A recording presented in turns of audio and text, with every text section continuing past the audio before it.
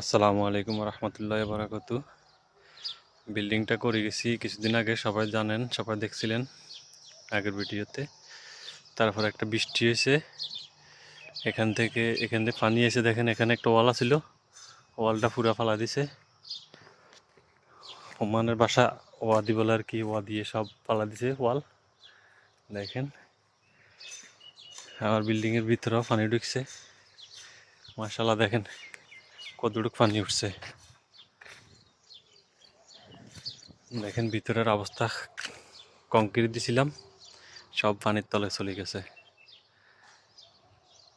কত বড় ওয়াদি আছে এখানে, আল্লাহু আকবার আল্লাহু আকবার।